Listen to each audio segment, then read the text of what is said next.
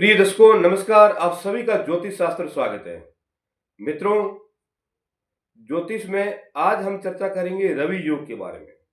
ये रवि योग क्या होता है, इसका निर्माण कैसे होता है, क्या इसका प्रभाव होता है, किस तरह से ज्योतिष में इसका महत्व बताया गया है। तो आज हम रवि योग के बारे में चर्चा करेंगे, क्योंकि रवि योग एक प्रकार का शुभ योग माना गया है। रवि योग के अंदर अगर हम कोई भी कार्य करें तो निश्चित रूप से हमें सफलता प्राप्त होती है। जिस प्रकार अमर सिद्धि योग है या सर्वार्थ सिद्धि योग है या फिर सिद्धि योग है, जो भी योग है जो शुभदायक योग होते हैं, उसी प्रकार ये रवि योग को भी शुभदायक योग माना गया है। इस योग में जो भी हम कार्य करेंगे तो निश्चित रूप से हमें सफलता अर्जित होगी, क्योंकि रवि योग एक प्रकार का सूर्य ग्रह से बनने वाला योग है, जो कि सूर्य और चंद्र के मेल से बनता है। क्योंकि चंद्र और सूर्य दोनों ऐसे ग्रह जो प्रत्यक्ष रूप से दिखाई देते हैं, इन दोनों का प्रमाण प्रत्यक्ष रूप से हम देखते हैं। तो यहाँ पर इन दोनों के योग से शुभ और अशुभ दोनों का निर्माण होता है। लेकिन विशेष करके रवि योग के अंदर देखेंगे तो चंद्रमा और सूर्य के योग से बनने वाला योग को हम रवि योग कहते हैं। अब यहाँ पर योग कैसे देखा जाता है, क्या इसका ज्योतिष में महत्व बताया गया है और किस प्रकार इसका निर्माण बताया गया है, तो इसी से संबंधित हम चर्चा भी करेंगे। रवि योग के अंदर हम कोई भी शुभ कार्य कर सकते हैं। जो भी कार्य करेंगे तो निश्चित रूप से हमें इस कार्य में सफलता अवश्य मिलेगी, लेकिन होना चाहिए रवि योग। अब रवि योग किस प्रकार बनता है, तो रवि योग बनने का मुख्य कारण होता है सूर्य नक्षत्र से।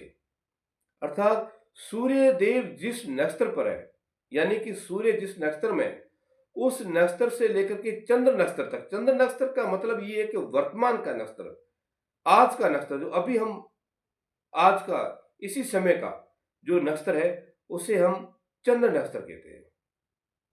तो चंद्र नक्षत्र और सूर्य नक्षत्र, इन दोनों का मेल देखा जाता है। वो मेल केवल संख्याओं पर देखा जाता है।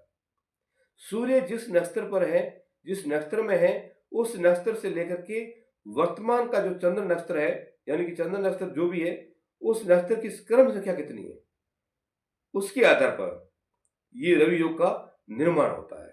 जैसे उदाहरण के तौर पर हम देखते हैं, तो मान लीजिए सूर्य है, वो अश्विनी नक्षत्र में है।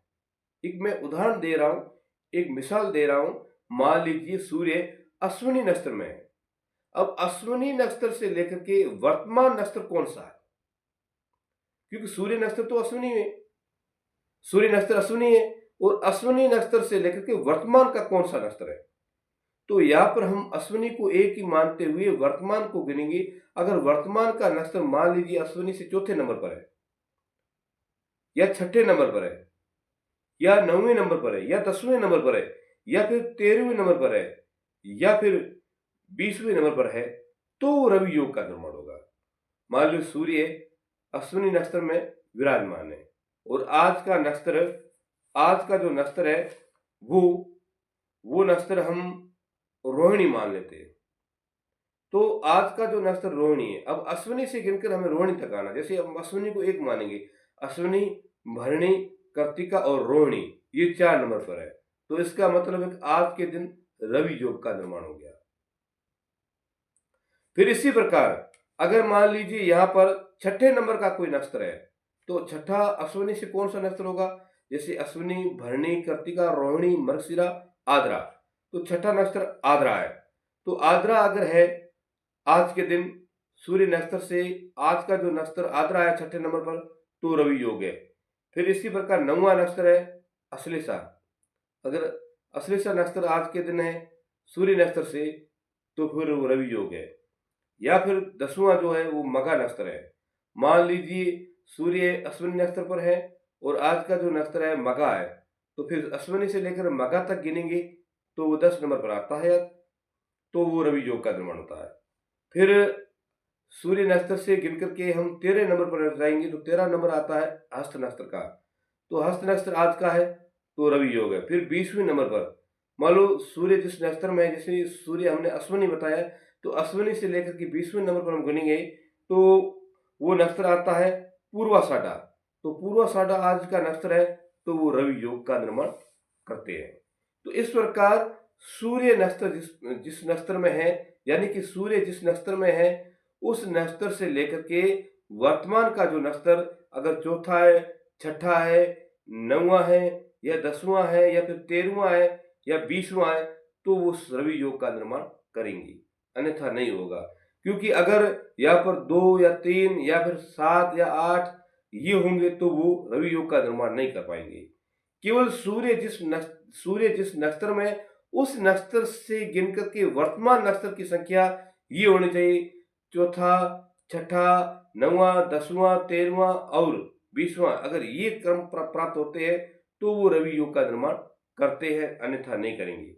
अब रवि योग का निर्माण करते हैं तो उसका क्या फल बताया गया। अब चौथे पर क्या फल मिलता है, छठे पर क्या फल मिलता है, या फिर नववीं पर क्या मिलता है, इसके बारे में ज्योतिष शास्त्र में जैसे ये बताया। अगर मान लीजिए चौथा नक्षत्र है आज का, अगर इस दिन हम कोई भी काम करते हैं तो वो कार्य हमारे लिए सुखदाई, अति सुखदाई है और उस कार्य में सफलता निश्चित रूप से मिलेगी। अगर आज का ही छठा नक्षत्र है तो आज के दिन अगर हम छठा नक्षत्र और उस पर हम कोई भी कार्य करते हैं तो वो हमारा एक प्रकार का राजयोग में निर्माण में सहायक होगा और शत्रु पर विजय प्राप्त करने में सहायक होगा।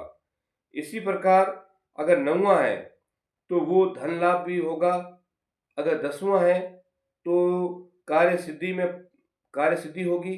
13वां है तो पुत्र प्राप्ति, राज सुख जैसा सुख प्राप्त होगा। अगर 20वां है तो किए गए कार्य में राज्य की मतलब कोई भी कार्य करेंगे तो उस कार्य में सफलता मिलेगी, राज जैसा सुख मिलेगा। तो ये इस प्रकार ज्योतिष शास्त्र में बताया गया है। मतलब चौथे नक्षत्र अगर होगा तो क्या फल मिलेगा, छठे पर कार्य करने पर क्या फल मिलेगा, या फिर नौवीं पर कार्य करने पर क्या फल मिलेगा, या फिर 10वें पर कार्य करेंगे तो क्या मिलेगा, या 13वें पर क्या मिलेगा, या फिर 20वें पर। तो ये इस प्रकार इसके महत्व के बारे में बताया गया है। तो रवि योग का निर्माण एक बार मैं पुनः बता रहा हूँ कि जिस समय रवि योग को देखना हो तो उस समय पहले में सर्वप्रथम ये देखना चाहिए कि सूर्य किस नक्षत्र में है। सूर्य जिस नक्षत्र में, उस नक्षत्र से लेकर के वर्तमान नक्षत्र की संख्या अगर 4 प्राप्त होती है, 6 प्राप्त होती है, या फिर 9, 10, 13 और 20 ये प्राप्त होती है तो वो रवि योग का निर्माण करेंगे, अन्यथा नहीं होगा। और रवि योग में जो भी हम शुभ कार्य करेंगे तो उसमें हमें सफलता मिलेगी, वो हमारा कार्य सफल हो जाएगा और वो हमारा कार्य एकदम सुखदायी और लाभदायक होगा। तो इस प्रकार ये रवि योग का महत्व ज्योतिष शास्त्र में बताया गया है। तो ऐसे ही जानकारी प्राप्त करने के लिए मेरे चैनल से आप जुड़े रहें, चैनल को सब्सक्राइब करें, फॉलो करें, शेयर करें। तो आज के लिए इतना ही। राधे राधे, जय श्री कृष्णा।